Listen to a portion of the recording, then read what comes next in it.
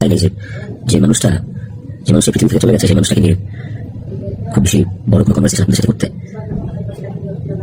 আমার ওয়াইফ ইকরা ওই যে পৃথিবীতে নাই ওরে নিয়ে এত ক্লিয়ারিফিকেশন ওকে নিয়ে এত কনভারসেশন আমার কাছে মনে হয়েছে যে ওটা নাই। আমি বরাবরই আমার সংসারের ব্যাপার আমার ঘরের ব্যাপার আমি ঘরে রাখতে পছন্দ করি। সেই জায়গা থেকে ওর মৃত্যুটা এমনিতেই আমাকে যে প্রমাণ দিচ্ছে, ওর মৃত্যুটা আমাকে আসলে মানে পাথরই বাগাই ফেলছে এরকম। আমি আসলে কথা বলতে চাইনি, কিন্তু আমার কাছে মনে হয় যে আপনারা গল্পের একটা পাতা পড়েই পুরো গল্পটাকে জাজ করতেছে, একটা পৃষ্ঠা পড়েই পুরো গল্পটা সম্পর্কে আপনাদের মনের মতো করে যা খুশি বলতেছে। পাতার এক পাশ পড়ে এটা হয় না, তাই না? আর আমি আসলে কোনো কিছু প্রপারলি বুঝায় বলার মতো সেটা নাই, পরিস্থিতিতে নাই। আপনাদেরকে আমি কয়েকটা কোয়েশ্চেন অ্যান্সার দেওয়ার জন্য সেই ভিডিওটা করতেছি, যে প্রশ্নের উত্তরগুলি আপনাদের কিছুটা হলে কনফিউশন দূর করবে। শেষ প্রশ্নটা থেকে আসি আপনাদের। আমি এই ভিডিওতে সবকিছু ক্লিয়ার করবো, এভরিথিং। আমি আপনাদের প্রত্যেকটা প্রশ্নেরই উত্তর দেওয়ার চেষ্টা করবো। আপনাদের শেষ প্রশ্নটা ছিল যে যে মানুষটা একটা মানুষকে ভালোবাসার প্রমাণ দিতে যায় আত্মহত্যা করে চলে গেল, মরে গেল, আমি ওই মানুষটা শেষবারের মতো মুখটা দেখতে আসলাম না, এই যে আপনাদের প্রশ্নটা। আচ্ছা, আপনারা কি আমার দেশে আসার মতো পরিস্থিতি রাখছেন? হ্যাঁ, আমি দেশে আসা মাত্রই আমার মত সৃষ্টি হবে, আমি দেশে আসার মাত্রই আপনাকে টাকা ফেলবেন। আমার ফোনে এত এত এত থ্রেটস আমি আপনাকে বলে বুঝতে পারবো না। আমার কাছে এমন ইনফরমেশন আসছে যে এয়ারপোর্টের বাইরে লোক রেডি করা আছে, আমি যাওয়া মাত্রই দেলগনা হিট মি, দেলগনা কিল মি। পুলিশ ধরে নিয়ে গেলে ওকে, আমি সেটা আগে ফেস করবো, কিন্তু এখন যদি আমিও মারা যাই, আমিও রিজিকের মার কাছে চলে যাই, রিজিকে কি হবে? আপনার কি চান যে রিজিক তার বাবাকে হারান? এই ছেলেটা কি বসে ছেলেটা বড় হবে না? ও কিভাবে বাঁচবে?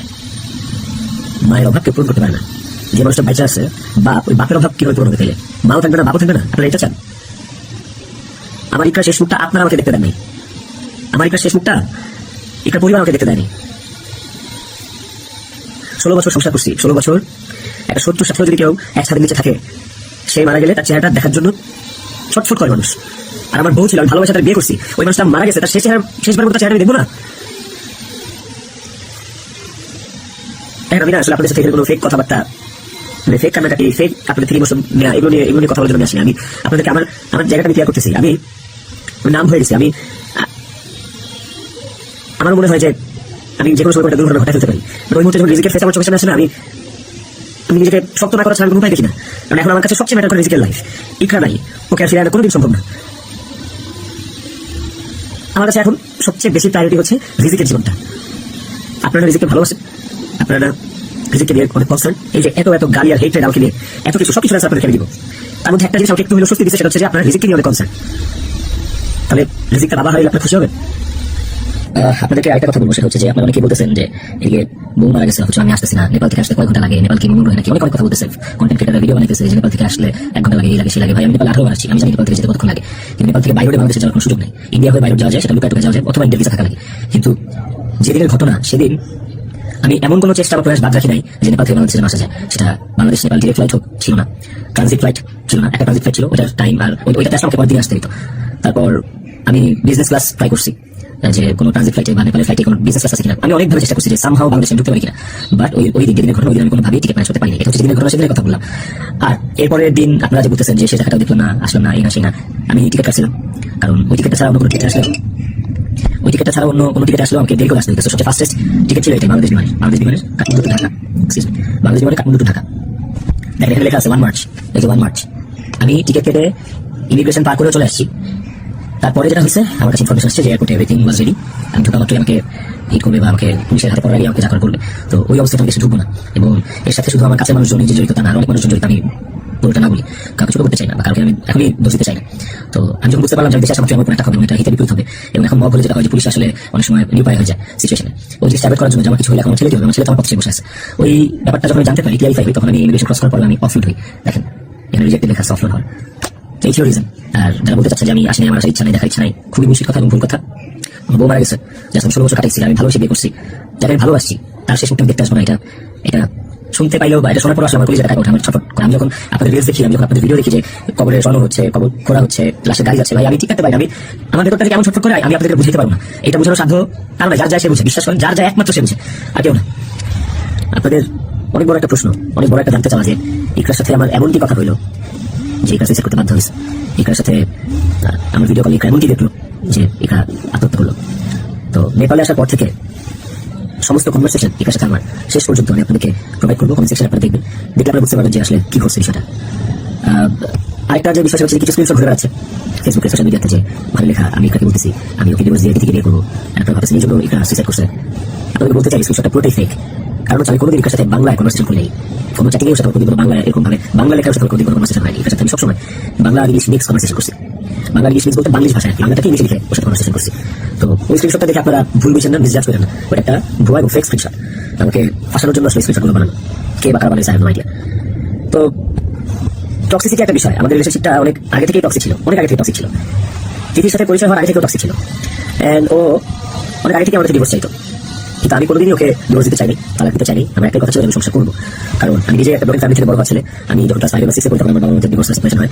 আমি খুব ভালো করে ফিল করছি, নিজে ফিল করছি যে একটা ব্রোকেন ফ্যামিলিতে এক সন্তান কোন ধরনের ইনকনভিনিয়েন্স, কত ধরনের সমস্যা ফেস করে, তার মেন্টাল স্টেট কেমন হয়। আমি কোনোদিনই চাইনি রিজিক এই সাথে পাক, আমি কোনোদিন চাইনি যে রিজিক ব্রোকেন ফ্যামিলি বাচ্চা হোক, বেবি হোক, বা ও আমি যে কষ্টটা ফিল করছি আমার লাইফে এই কষ্টটা সেম কষ্টটা রিজিক ফিল করবে, আমি কোনোদিনই চাইনি।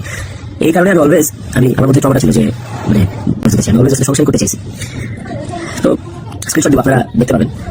ইকরা শুরু থেকে আমাদের সম্পর্কে শুরু থেকেই অনেক সন্দেহপ্রবণ ছিল, আর এই সন্দেহপ্রবণতার কারণে আসলে আমাদের সম্পর্কটা বেশ টক্সিক হয়েছিল। আর এই টক্সিসিটির মধ্যেও আমরা সংসারটা চালা যাচ্ছিলাম।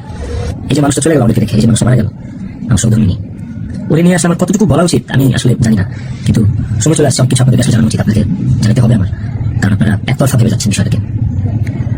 ওর কিছু বদভ্যাস ছিল, ওর জেনুইন কিছু বদভ্যাস ছিল যেগুলো আসলে ওকে আরো ক্রেজি করে ফেলছে, যেগুলো ওকে আরো মানে এমনি তো বাইরের মানুষ থেকে ট্রিগার হতো, ওই জিনিসগুলো আরো পেয়ে বসতো আর কি। এই বিষয়গুলো আসলে আমি মুখের কথা বলতেছি না, আমার কাছে প্রমাণ আছে, ইভেন আমি আপনাদেরকে এগুলো সব শেয়ার করবো পরের ভিডিওতে, ওই ডকুমেন্টস জানাও। ইকরা ট্রিগার্ড হয়েছে, ইকরা ট্রিগার্ড হয়েছে, কিন্তু সেটা আমি করি নাই। ইকরা ট্রিগার্ড হয়েছে আমার কিছু ভাই বোনেরা, কিছু কাছের মানুষ যারা ওর আমার দুজনের কমন সার্কেল, যার সাথে ইকরা আমি দুজনে কমিটি ছিলাম, ওরা ডে বাই ডে ওকে ট্রিগার করে আছে, জায়গায় আসছিল।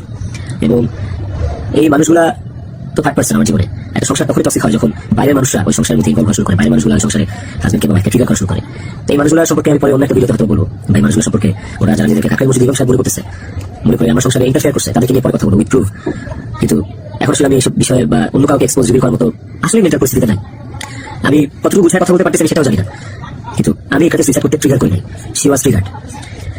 এবং এই বিষয়টা আপনারা আমি যে স্ক্রিনশটগুলো প্রোভাইড করবো, স্ক্রিনশটগুলো দেখলে আপনারা বুঝবেন যেখানে একটিবারের জন্য আমি ওকে কথা বলি নাই যে আমি ওর সাথে থাকবো না।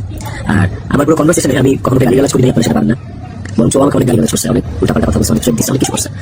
তো আমি ট্রিগার করি নাই, আমি অতটা চাই না যে ও সুইসাইড করুন। আমার কাছে এই শুধু ওয়াইফ ছিল না, আমার কাছে এত টক্সিসিটি পরে এসেও এটা আমার কাছে সন্তানের মা ছিল, এটা আমার কাছে অনেক বড় একটা ব্যাপার ছিল। আপনাদের আরেকটা বড় প্রশ্ন বা জানার ব্যাপার ছিল যে এখানে মৃত্যুর আগে ভিডিও কলে এমন কি দেখছেন, আমি এমন কি বলছি ভিডিও কলে যে কারণে বাধ্য হয়েছে সুইসাইড করতে। আপনাদেরকে যে স্ক্রিনশটটা দিব, স্ক্রিনশটটি আপনি নিচে দেখতে পারবেন যে একটা কনভারসেশনের পরে ওর সাথে আমার একটা 22 সেকেন্ডের ভিডিও কল।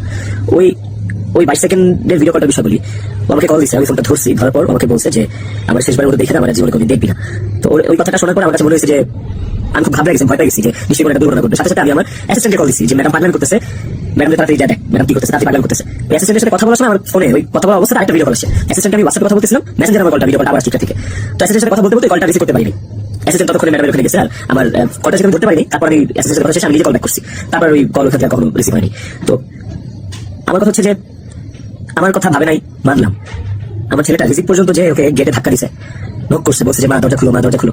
রিজিকের কণ্ঠস্বরটা কেউ কানে যায় নাই, রিজিকের প্রতি একটু মায়া কাজ করে না রিজিকের কথাটা শোনার পরে। তো এই ভিডিও কলের বিষয়টা